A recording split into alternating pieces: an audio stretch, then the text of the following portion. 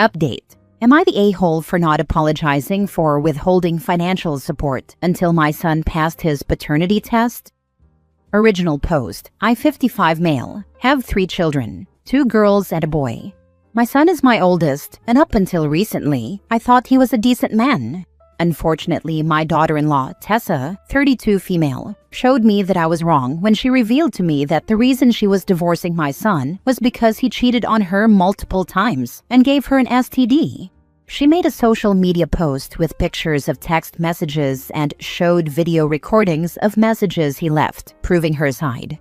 I was shocked, and when I confronted my son, he said that she was over-exaggerating and that the only reason he did it was because she wasn't putting out. Tessa gave birth to their second child 7 months ago, and their first child is 3 years old. I apologized to Tessa for my son's behavior and then yelled at him for being so selfish, intentionally hurtful and cruel. I did not hide or downplay my disappointment and was only silenced by my wife's defense of our son. I remember how hard it was when my wife had our second daughter and couldn't believe she didn't have a shred of sympathy for Tessa. Tessa is a sweet and smart person, and she didn't deserve what our son did. My wife has been letting our son stay in our house despite my wishes, saying that he needs our support, but I say he's in need of a hard lesson. We fought about this constantly. Eventually, my son accused Tessa of getting the STD from someone else and demanded a paternity test. I knew these claims were BS and saw red. I yelled at him for it, and his mother came to his defense and told me a man had every right to know if his kids were his. I countered by demanding a test of my own, and my wife was offended, and I moved out. She and my son sent others after me, and either lied or overplayed what things were like at home, and I just got tired of defending myself. I was going to let things be until either my wife or son contacted my job and made hurtful accusations about a female employee that I've been mentoring for the past year. And that's when I snapped, and now I'm filing for divorce. The house is paid off, so I'm willing to let her have it. But until a judge says so, I've stopped putting money in any of the accounts that she has access to and only make payments to the credit card with a $4,000 limit so she has money to buy groceries, get gas, and pay for her other expenses. I've also changed my main beneficiaries to my daughters and told my son that if he wanted a single cent of my money, he'd have to take a DNA test. He later did, and he passed. I responded with an email acknowledgement that he was my son, as well as a copy of a re-updated will where he will receive 10% of my assets. My wife and son are demanding a public apology, but I don't feel like they deserve it. Am I wrong? Edit to add, just to be clear, since people seem to be skipping over it, my wife called my job and accused one of my mentees of getting special treatment in exchange for special favors from me and other men in the company. She made such a big public stink that HR is investigating, and my mentee is considering leaving due to the embarrassment and stress, not to mention the damage to my own professional reputation. I hate to ask, but could the reason your wife is defending your son's cheating be that she possibly has cheated on you too? It's crossed my mind. Not the a-hole, but get your half of the house. Get a really good divorce lawyer. Document, document, document. Either that, or get half the house's value in assets. Do not walk away from the investment in the house. She can either find a way to buy you out or sell and split the money. My sister made that mistake. It still haunts her.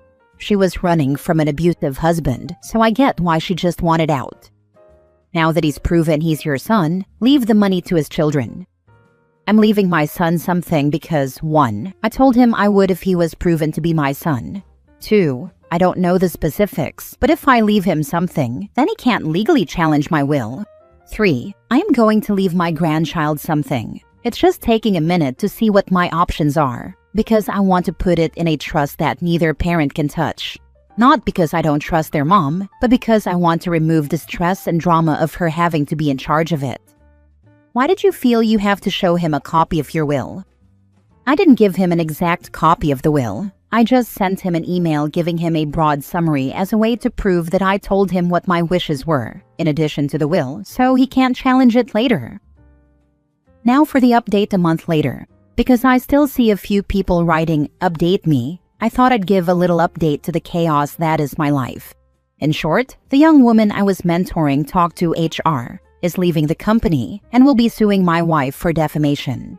I am also being pushed to leave, despite HR clearing me of any wrongdoing. A lot of people in the office either give me dirty looks or keep their distance. I've also gotten a lawyer. She feels confident that, because of the evidence of my wife's blatant attempt to sabotage my reputation at work, I can give her a lump settlement instead of alimony. My lawyer also agrees with many of you regarding not just giving my wife the house, but rather selling it and splitting the profits. I'm back in the house for now, per my lawyer's advice, and it's pretty miserable. I'm definitely drinking a lot more than I used to, just trying to hang on. I've also had some hard but honest conversations with my daughters, and I have come to accept that there are certain aspects of fatherhood that I've failed in. I did show up to school events and spend time with my children, but overall, I let my wife do the majority of the parenting and she favored our son. I just never really paid much attention, and my daughters didn't feel as if they could talk until now. However, they're still willing to have a relationship with me and are on my side with the divorce. I haven't spoken to my daughter-in-law much, but she did send me a thank you text for standing up for her. Thanks for reading. The good news is, it's not too late to try and heal the relationship with your daughters and be an involved grandparent. I'm betting this isn't the way you planned things to be, but I think you can make things better than they were. Talk to your daughters and daughter-in-law and ask them if there's anything you can do to become a better grandparent or parent. Time to fight like hell to demonstrate that you're contrite and willing to put in the hard work to repair or build strong relationships with these women in your life. A big event like this opens up the ability to have either a lot more positive impact or a lot more negative impact. If you want to make amends, you never know how much time you have or how much time they're going to be willing to give you. I hope the reality of things is a kick in the butt that hurts now, but eventually leads to a life worth not just living, but enjoying. Quit drinking and spend more time with your daughters. Instead of wallowing in drinks, start rebuilding your relationship with them. Let that occupy your time and energy. Glad to hear you got a good lawyer. Document what is happening at work and consult an employment lawyer too. I can't believe your wife called your place of work and sabotaged you. What a cow. Your colleagues shouldn't be privy to that. HR should have kept it quiet until an investigation was done. Don't get pushed out. You did nothing wrong, and the gossip will die down. Definitely get half the house in your divorce. Your wife doesn't deserve to keep it. Your son is a spoiled brat. I feel sorry for your daughter-in-law. The worst part is that her comments were directed more toward this woman who did nothing to her. OP worded it oddly, but if you read what he wrote, she said the woman got benefits because she was providing special, that is, sexual favors to OP and other men in the company. So it makes it look like this woman used sex to get ahead professionally, and not just with OP. It's like she chose an innocent bystander and shot her multiple times until she could be sure at least one bullet ricocheted and hit OP too. I mean, if she had just said they had an affair, it would still be awful, and I'd think the wife was disgusting for making this poor young woman collateral damage. But this wasn't even a case of the woman being collateral damage. That just sounds almost psychopathic. I guess it's why she really did feel no empathy for her daughter-in-law. She's not capable of it and doesn't care who she hurts. Second update 4 months later. Hello and Happy New Year to those who celebrate. I forgot about this account until now and have decided to post updates for anyone who cares. Okay, so here's the update. I filed for divorce a few months back and returned to the home per my lawyer's advice, but my wife and son have not made it easy. I had to take video of them accosting me and present it to a judge for them to finally back off or be forced to vacate the home. I also have locks on my bedroom and office doors, and a small fridge in my office. I go to my oldest daughter's house a lot for dinner to get some peace, and I also think it's really convenient for when we have our deep conversations. I've also attended a couple of video therapy sessions with my youngest daughter to help her unpack some of her issues. Ultimately, my daughters decided that, in spite of it all, they still want me around and can see that I'm willing to listen and respect their boundaries, so we're solid. I left my job but was given a decent severance package and now work as a freelance consultant for other companies in the same or similar field. I don't get paid as much and don't have as much security, but it's something. And the free time allows me to help out more with the grandchildren. My daughter's children, not daughter-in-law's. Daughter-in-law has decided to keep her distance until the divorce is finalized, and she has primary custody of both kids. My son is allowed to keep the oldest overnight, but almost never does and won't visit the youngest, since there's still a baby who prefers breast milk to formula. My former mentee is suing my wife, who had the audacity to ask me to pay her legal fees. Her divorce lawyer seriously asked for that, and she's trying to get the house. Last I checked, they were going to settle, which will end up having to come from her portion of the sale of the house. A sale that she was trying to stop by not approving any of the repair people I suggested, so we could fix up the house in order to get it ready, as well as wanting to dispute its value. It's taken a judge's order to get her to finally back off, and I'm basically going to have to foot the bill for the repair and realtor fees if I want to get this over with sooner rather than later. Fortunately, the judge also agreed that the more I pay toward getting the house ready, the less I have to pay out to my wife, so I see that as a win. I get why it's important, in the divorce, that he stay in the house. I do not get how the son is allowed to stay. Like, as one of the two owners, shouldn't OP be allowed to veto that? Give him an eviction notice or something, especially since he mentioned filming both of them harassing him and presenting that to a judge. It obviously could vary by jurisdiction, but where I live, you can't trespass a person if they are on the property at the invitation of an occupant. As long as one occupant says that a person is welcome on the property, then they can't be trespassed, even if multiple other occupants want them to leave.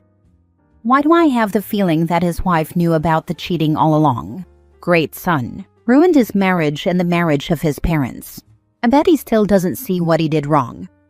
Considering that she accused OP of cheating too, I would not be surprised if she herself was also unfaithful at some point. OP's soon-to-be ex is not just nasty, she's dumb. Imagine screwing with the money coming in that would be paying your alimony. If they award it, she'll be getting less because she cost him his job by running her mouth. And the audacity of asking him to pay her fees for getting sued because of this same issue. She tried to sabotage him, but he's supposed to fund her tantrum? Final musing. Here's another sign to men to be a present parent who doesn't just leave their partner to raise the children, expecting it'll be fine. Mostly because your family deserves better, but also for situations like this, where your partner is not doing the right thing and you're lucky that you're the less awful parent, so they tolerate you. Last story. Would I be the a-hole if I send my wife's affair partner's girlfriend evidence of their affair?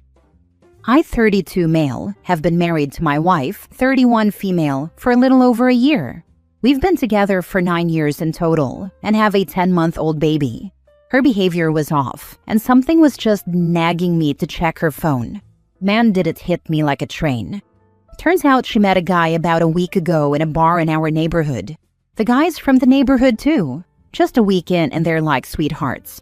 She went to his place and they fooled around, but said they hadn't had sex. Not that it matters at this point. So I sent myself all the proof, changed my passcode, prepared divorce papers, and waited. She noticed something was off. She started pushing, asking what was up with me, why I was edgy about my phone when she woke me up, asking me to give her my phone unlocked to call herself since she didn't know where she put hers, etc., etc. Later, she started pushing again, and I just snapped and said, "Fine, here's my phone, now give me yours." She gave in reluctantly, but she had already deleted messages. However, she didn't delete explicit photos from the recently shared album on her iPhone, so I started asking about the photos. She started getting nervous and making excuses, and I'd had enough.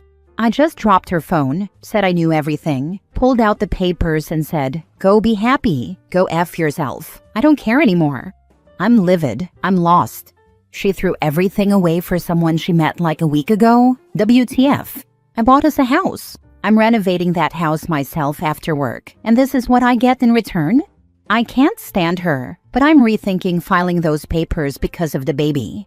Sorry for venting.